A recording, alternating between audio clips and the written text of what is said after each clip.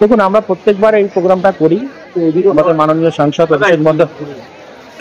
সাংসদ অভিষেক বন্দ্যোপাধ্যায়ের নির্দেশে আমাদের প্রত্যেকটি ডায়মন্ড হাবড়ার বুকে যতগুলি ঘাট আছে প্রত্যেকটি জায়গায় প্রত্যেকটি গ্রুপ অর্গানাইজ করে যারা দায়িত্বে আছে, এবং আমরা প্রত্যেকবারের মতন এবারেও করেছিলাম। কিন্তু এইবারের আমরা দেখছি ভিড়টা অনেক বেশি।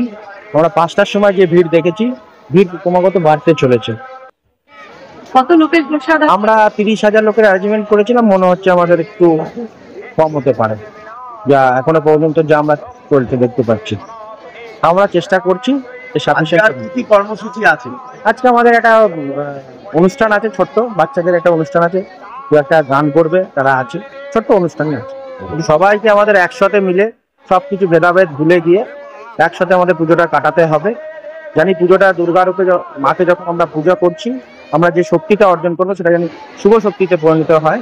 অশুভ শক্তি যাতে কাজ না করতে পারে, আমাদের সেই দিকে খেয়াল রাখতে হবে সবাইকে। আজকে আমাদের মহালয়া, আমাদের পিতৃপক্ষের শেষ, দেবীপক্ষের শুরু। সেই হিসাবে এখানে গঙ্গার ঘাটে সবাই তর্পণ করতে আসে, হাজার হাজার মানুষ। তো আমরা তাদেরকে কিছু প্রসাদের ব্যবস্থা করি প্রতি বছর। এই বছর আমরা করেছি, এটা আমাদের সাংসদ অভিষেক ব্যানার্জির নির্দেশেই করেই থাকি প্রতি বছর।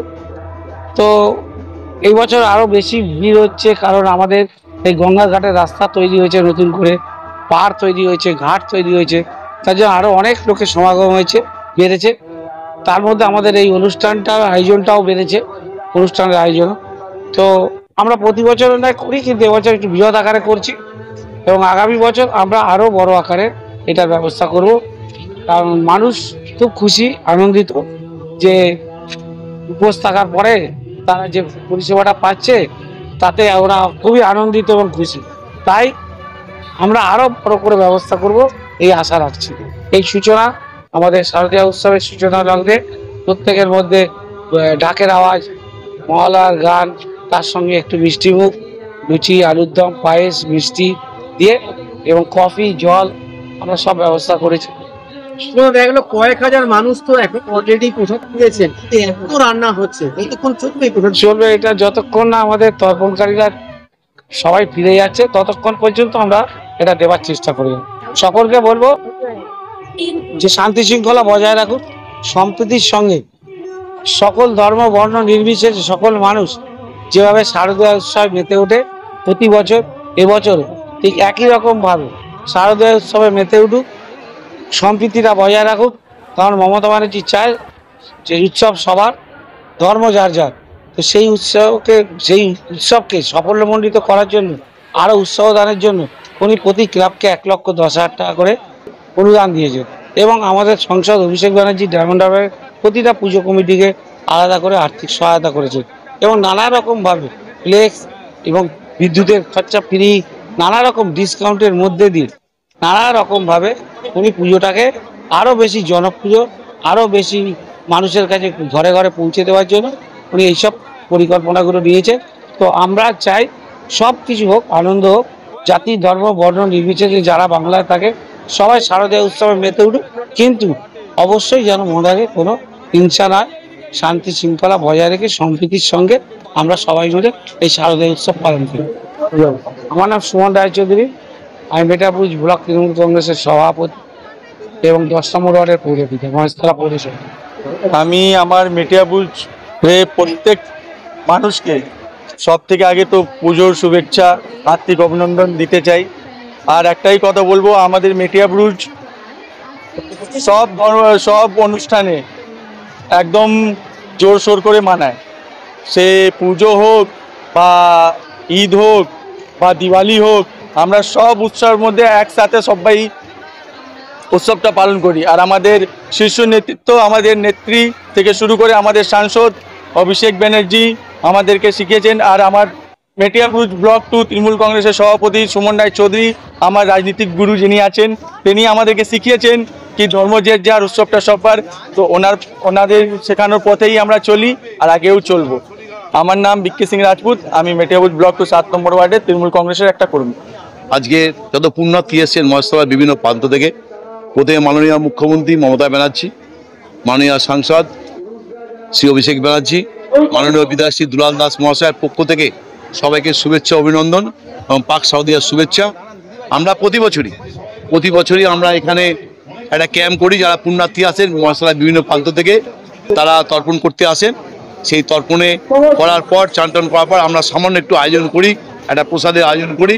তারা সবাই সুন্দরভাবে এসে সেই প্রসাদ গ্রহণ করেন এবং আমরা ভালো এটাকে খুব আমাদের পুণ্য হয়, আমাদেরও পুণ্য। মানে আমি বলেছি আপনারা যারা পুণ্যার্থী এসেছেন 100 ভাগ পুণ্য করছেন, 99 ভাগ আপনি বাড়িতে নিয়ে যান আর 1 ভাগ আমাদের দিয়ে যান। তাই আমাদের ক্যাম্পে 1 ভাগ সবাই যদি দেয় অনেকটা পুণ্য হবে। সুতরাং আমরা হয়তো চলে নেবে চান করে করতে পারছি না, আমরা মানুষের পাশে থেকে যতটা করি। এটা আমাদের মমতা ব্যানার্জি শিখিয়েছে আমাদের যে কিভাবে মানুষের পাশে দাঁড়াতে হবে। আমরা দাঁড়াই, এটা ছোটোবেলায় যখন আমরা এখানে আসতাম বাবাদের হাত ধরে তখন এরকম কোনো দেখিনি, কিন্তু আমাদের মুখ্যমন্ত্রী মমতা ব্যানার্জি যখন এলেন আমাদের পশ্চিমবঙ্গে তখন উনি আমাদের এটা শেখালেন, এটা করতে হয়, মানুষের পাশে থাকতে হয়।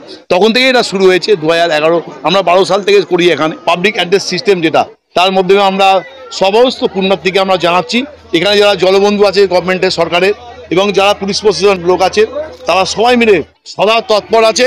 সেই তৎপর থেকে কিন্তু তারা ব্যবস্থা নিচ্ছেন যাতে কোনো পুণ্যার্থী জলে না যেতে পারে বানেলে। এটা আমাদের যিনি আইসি সাহেব আছেন, যিনি আমাদের মাননীয় আইসিও স্যার তাপস কুমার সিনহা মহাশয় মহাশয়, সত্যি উনি সুন্দরভাবে মানে এত সুন্দর প্রশাসনিক ব্যবস্থা নিয়েছেন। আমরা ব্যারিকেড করে দিয়েছি, গঙ্গার পাড়ে আমরা পুরো ব্যারিকেড করে দিয়েছি, পুরো ব্যারিকেড যাতে মানুষ কোনো কারণে পড়ে না যায়, সেটা ব্যারিকেড করে দিয়েছি আমরা। এটা আমরা করেছি।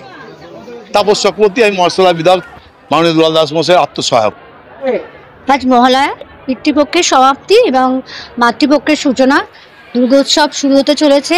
সকলকে পাক দুর্গোৎসবের আগাম শুভেচ্ছা রইল এবং বড়দের আমার প্রণাম, ছোটদের অনেক ভালোবাসা রইল। আমার ওয়ার্ডের পক্ষ থেকে সবাইকে আগামী দিনগুলো, পুজোর দিনগুলো যাতে খুব ভালো কাটে এটাই তার শুভকামনা করছি এবং সবাই যাতে আনন্দ উৎসবের সঙ্গে সঙ্গে শৃঙ্খলা বজায় থাকে, শৃঙ্খলা বজায় রাখে এই বার্তাই দিচ্ছি।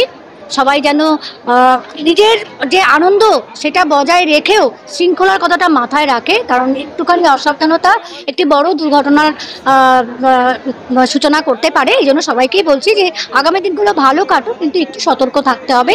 বাচ্চাদের মূলত যেহেতু অনেক জায়গায় মেলা বসেছে এবং অনেক জায়গায় যে পুজো কমিটি রয়েছে তাদের ভাবনা চিন্তা কোথাও যেন গগনচুম্বী, সেখানে অনেক মানুষের ভিড় হবে। বাচ্চাদের একটু সাবধানে রাখার জন্য আমি বলবো এবং সবাই ভালো থাকবে, এটাই আমি।